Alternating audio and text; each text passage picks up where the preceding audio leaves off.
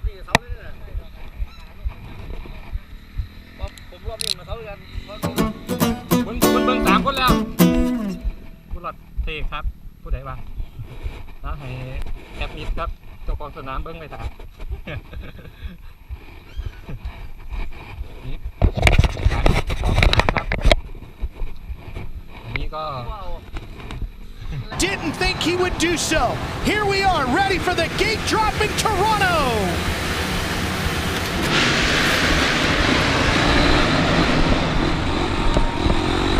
Filippotto right in the thick of the top group as they go across the whole shot line.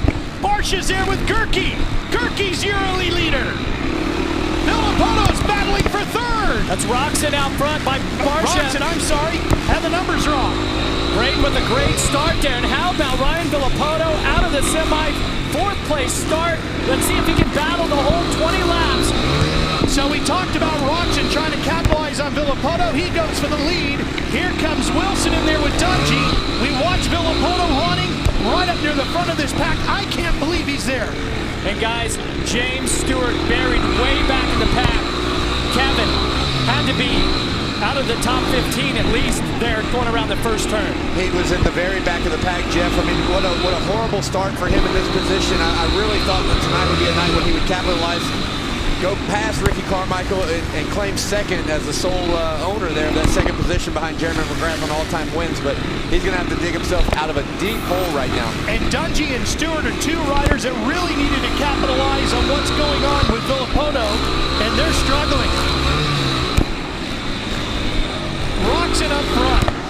What a great run for him. The rider that won the season opener in Anaheim. One of the biggest races of the year. It looks like you look down back through the pack. It looked like Stewart's made his way inside of the top 10. He's been fast and fluid all day long. But all of the heavy hitters are up front.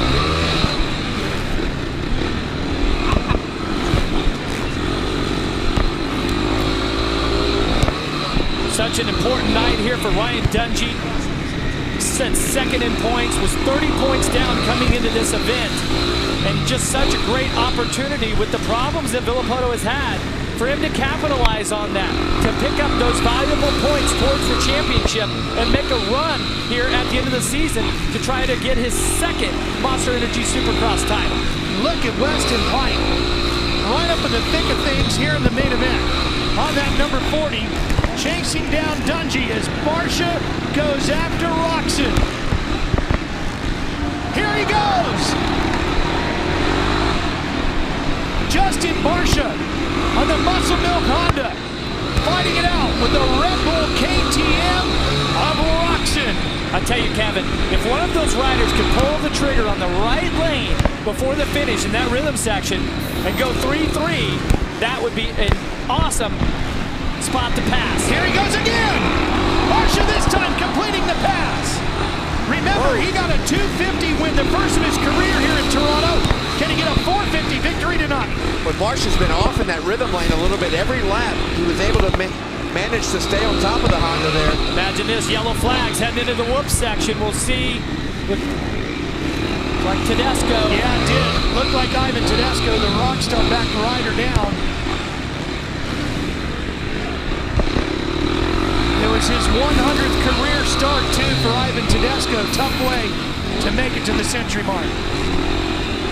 Well, there are a lot of people that feel that Justin Barsha was due here tonight, right? That things have been getting better for the Muscle Milk Honda rider. That, you know, finishes are there. He won the heat race here tonight, got a little bit lucky in those situations, put himself in a good position. But there's still so much racing here to go in Toronto. Go back and see what happened to Ivan Tedesco in our Toyota replay.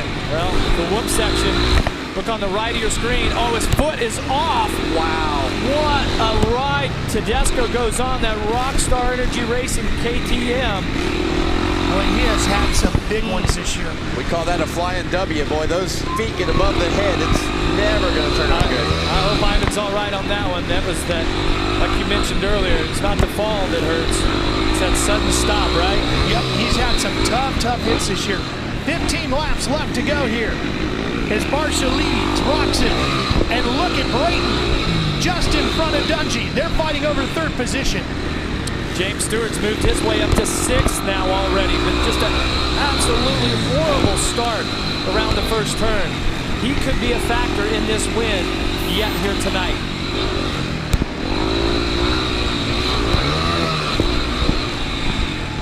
Dungey has got to get points here tonight on Villopoto. Well, you're exactly right, Ralph. I mean, this is the opportunity here for Dungey with Villopoto fading back now. There's James Stewart. Yeah, Bryant's in what, 8th now, Jeff? Made his way past Weston Pike, I believe. Or here comes Villopoto. There he is. We have lost timing in scoring, and it looks like Villopoto's back at about 8th or 9th. 14 laps to go here.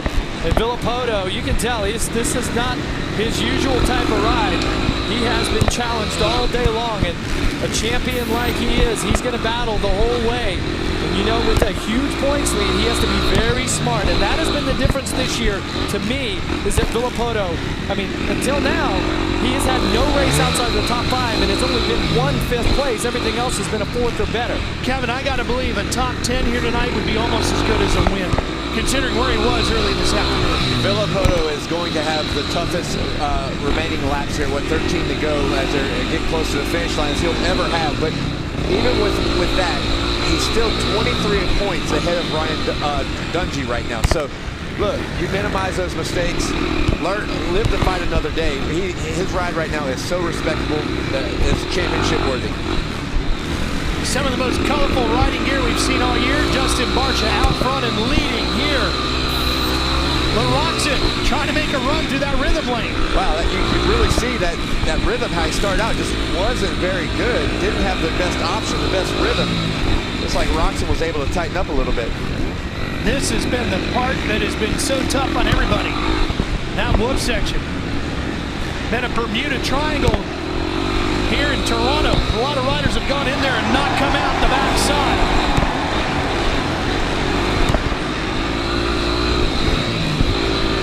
Barcia puts another one in with Roxon on his tail.